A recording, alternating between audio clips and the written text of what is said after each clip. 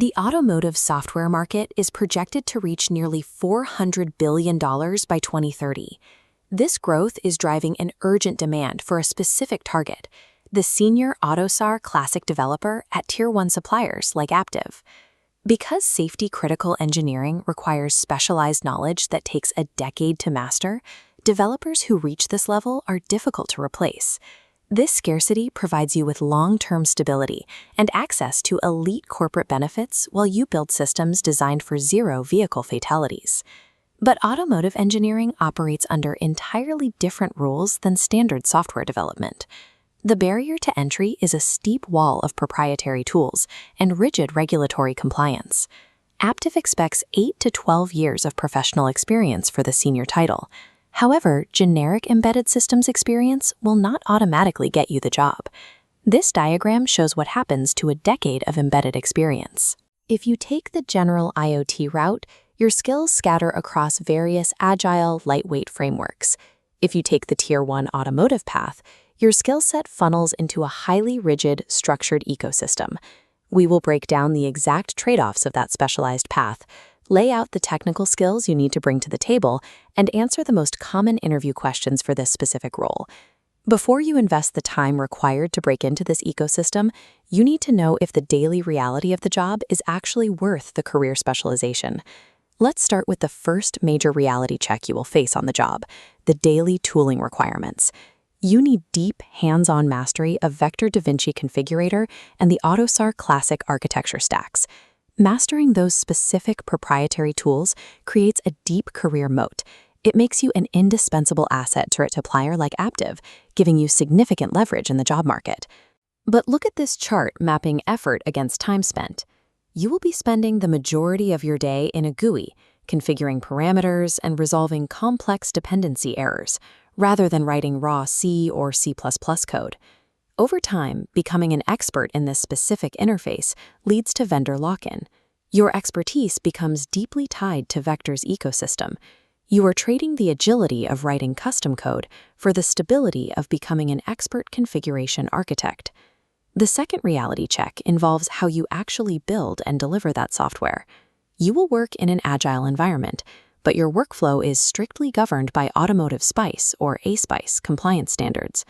This rigorous administrative process is exactly what allows companies to produce ultra-reliable, life-saving systems that easily pass external audits. The trade-off is that your development cycles carry significant administrative overhead. The startup mentality of moving fast and breaking things has no place here. Maintaining end-to-end requirements traceability and writing technical documentation must be treated with the exact same level of scrutiny as the code deployed to the microcontrollers. In safety-critical systems, if the code isn't documented and traceable, it is effectively broken. There is an alternative technical track within this role, focusing specifically on software download and over-the-air update mechanisms. This path requires proven experience managing bootloader interactions and flashing strategies on modern 32-bit microcontrollers. Mastering OTA updates puts you directly at the forefront of the modern software-defined vehicle transition, but the debugging environment is unforgiving. A single failed over-the-air update can permanently brick a vehicle in the customer's driveway. Because the cost of failure is so high, the testing, debugging, and validation phases stretch into highly pressurized, prolonged cycles. You get to work on modern architectural challenges, but you have to bring a high tolerance for risk and high-pressure validation to succeed. If you are an active candidate in that 8 to 12-year experience bracket, let's look at how to actually pass the technical interview. This matrix outlines the core requirements. First, you must be prepared to whiteboard the architecture for the communication, memory, and diagnostic stacks. Fluently mapping these out proves your seniority. If your past experience was siloed in just one of those specific areas, you will need several months of preparation before you walk into the room. Which brings us to a common question.